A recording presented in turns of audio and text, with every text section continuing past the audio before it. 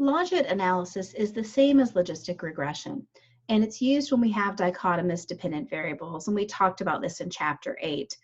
The process involves calculating maximum likelihood, which usually requires an iterative algorithm to produce the estimates, and the purpose of it is to convert the variables to bound them between 0 and 1 using logarithms,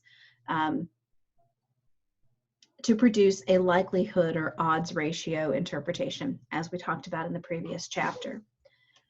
The last element that he talks about is event history analysis, and it is a regression method for predicting the timing of events.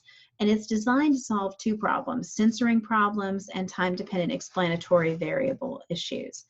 And if you say that maybe you want to study why some marriages last longer, you might use this model. And so the censoring element, you can think about it as it allows you to remove some portion of the analysis without deleting those cases. So we might censor cases for those that are still married after 10 years because they, in a sense, need to be in the model but not affecting the model, because we want to look at the factors that provide longevity. And if we ask at time 1 and then we ask 10 years later, those people that are still married after 10 years have to be dealt with slightly differently, right? Because they're, I don't know how you would model them, but this provides a way to do that.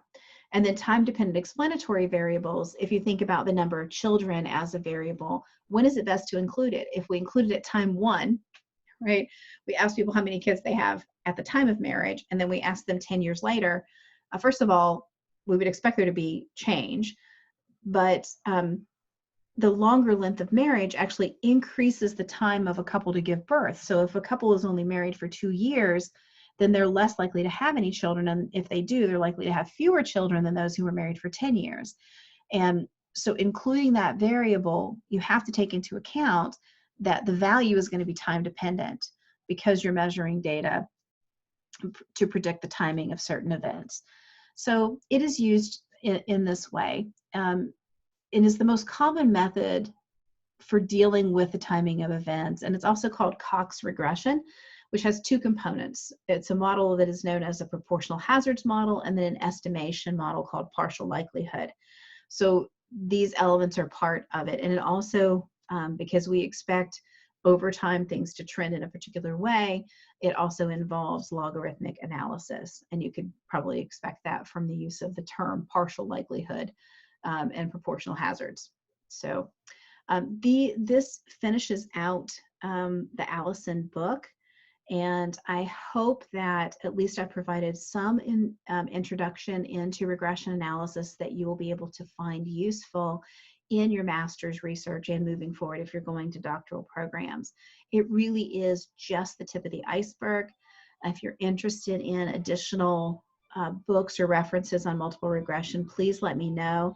I'm happy to provide some additional references, some list of places to go, websites, videos. I put a lot into the class content area so that you can see some additional explanations and extensions to what I've been able to talk about during the course of our class.